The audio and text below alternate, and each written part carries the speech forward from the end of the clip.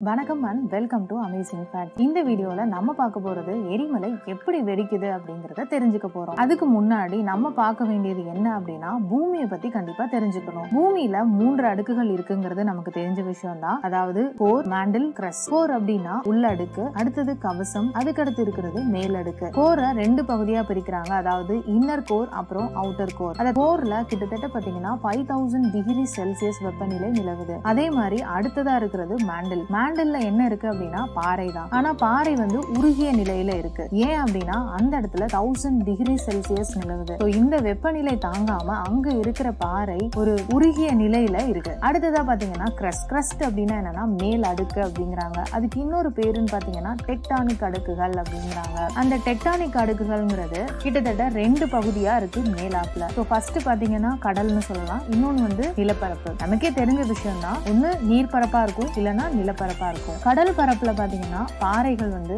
அடியில இருக்கிறது ரொம்ப ஸ்ட்ராங்கா இருக்குங்களா. பசால்ட் பாறைகள்னு அதோட பேரு சொல்றாங்க. கிட்டத்தட்ட 1 கிலோமீட்டர்ல இருந்து 2 கிலோமீட்டர் வரைக்கும் தான் இருக்கு. ஆனா நிலப்பகுதியில பாத்தீங்கன்னா கிட்டத்தட்ட 10ல இருந்து 60 கிலோமீட்டர் வரைக்கும் அந்த பாறை இருக்கு. ஆனா அந்த பாறை ரொம்ப ஸ்ட்ராங் கிடையாதுங்க கடல் அளவுக்கு. இந்த பாறையோட பேர் வந்து ஆண்டசைட். இந்த இடத்துல பாத்தீங்கன்னா மேண்டில்ல இருக்கிற பாறை குழம்புகள் வெளியே வர்றதுக்காக மேல் நோக்கி எழுந்துட்டே இருக்கும். அப்போ டெக்டானிக் அடுக்குகளை அழுத்தத்தை கொடுத்துக்கிட்டே இருக்குங்க. ஒருவேளை டெக்டானிக் அடுக்குகள் அதாவது 2 அடுக்குகளும் விலகும் போது உள்ள இருக்கிற மேக்மா ரொம்ப ஸ்பீடா வெளியில வர்ற நிகழ்வு தான் வந்து எரிமலை வெடிப்பு. அது வெளியே வரும்போது அதோட பேர் என்ன அப்படின்னா லாவா. லாவானா ஒண்ணும் இல்லைங்க, அதுல வந்து கிட்டத்தட்ட அயன், மெக்னீசியம், சிலிக்கா இந்த மாதிரி தாதுக்கள் கலந்து இருக்கிற ஒரு சூடான பாறை குழம்பு. அதுதான் லாவாங்கிற பேர்ல வெளியே வரும். லாவா மட்டும் வராதுங்க, அதோட சேர்ந்து நிறைய சாம்பல்கள், கெமிக்கல் கேசஸ் எல்லாமே வெளியே வரும். இதெல்லாம் வெளியே வருது அப்படின்னா கிட்டத்தட்ட அங்க இருக்கிற மக்கள் எல்லாரும் அந்த இடத்தை விட்டு வெளியே போயிடுவாங்க. அண்ட் ஆல்சோ பாத்தீங்கன்னா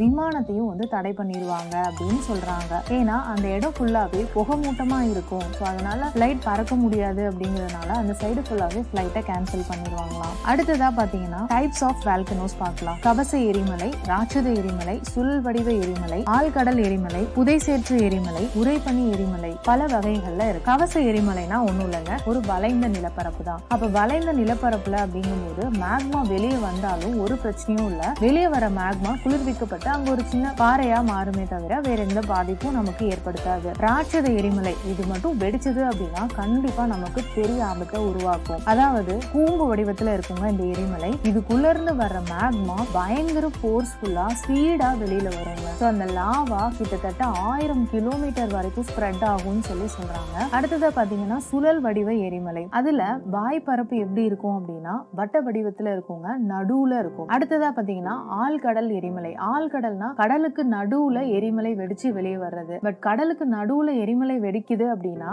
வெளியில வர்ற அந்த மேக்மா குளிர்விக்கப்பட்டு பாறைகளா மாறுதுங்க. அதனால நடுவுல ஒரு வரப்பு மாதிரி உருவாகுதே தவிர அந்த இடத்துலயும் எந்த பாதிப்பும் இல்ல. பட் ரொம்ப ஃபோர்ஸ்ஃபுல்லா வந்ததுன்னா கண்டிப்பா நிறைய பாதிப்புகள் இருக்கும். VEIA அப்படிங்கிற அளவுல 0 முதல் 8 வரைக்கும் உள்ள அளவுகள்ல குறிப்பிடுறாங்க.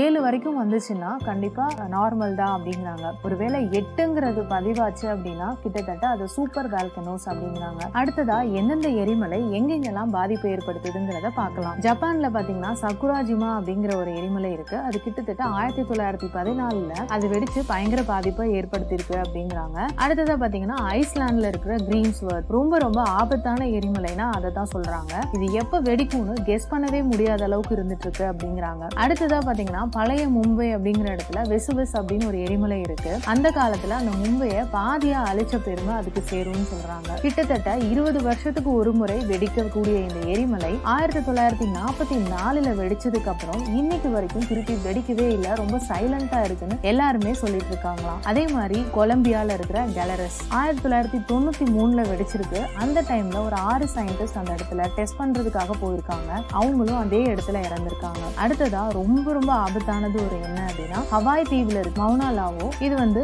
எவரெஸ்ட்டை விட ரொம்ப லார்ஜஸ்ட் அப்படிங்கிறாங்க. இதுவும் எப்ப வெடிக்குங்கிறதே கெஸ் பண்ண முடியாத சிச்சுவேஷன்ல தான் இருந்துட்டு இருக்கு அப்படிங்கிறாங்க. அடுத்து மெக்சிகோல இருக்கிற கோலிமா, அதுவும் ரொம்ப டேஞ்சர் தான். அந்த ஊர்லயே அது பெரிய மலை அப்படிங்கிறாங்க. 2016ல பல முறை வெடிச்சு அந்த இடத்தையே பதட்டமாவே வச்சுட்டு இருந்திருக்கு. அடுத்து சூப்பர் வால்கனோஸ் சொன்னேன் இல்லைங்களா, அதுல ஒண்ணே ஒண்ணு பார்க்கலாம். அது எல்லோஸ்டோன் எரிமலை. இன்னைக்கு வரைக்கும் அது எப்ப வெடிக்கும் அப்படிங்கிறதுக்கான ஆராய்ச்சிகள் நிறையவே போயிட்டு இருக்குங்க. இது அமெரிக்காவுடைய மேற்கு பகுதியில தான் இருக்கு. அந்த ஏரியா பக்கம் ஒரு வருஷத்துக்கே 400-500 டைம் நிலநடுக்கம் உருவாகிட்டே இருக்குங்களா. சில டைம்ல அங்க பக்கத்துல இருக்க ஏரியில இருக்க நீர் கொதிக்கவும் ஆரம்பிக்குது. அதோட வெப்பநிலையும் அதிகமாகுதுன்னு சொல்றாங்க. ஒருவேளை அது வெடிச்சது அப்படின்னா சுற்றி இருக்கிற எல்லா பகுதியுமே அழிஞ்சிரும். கிட்டத்தட்ட அமெரிக்காவுடைய மேற்கு பகுதி முற்றிலுமா அழிஞ்சிரும் அப்படிங்கிறாங்க. 1 மீட்டர் அளவுக்கு சாம்பல் படியும் அப்படிங்கிறாங்க. கிட்டத்தட்ட வளிமண்டலம் ஃபுல்லாவே இந்த புகை போய் கலந்துரும்.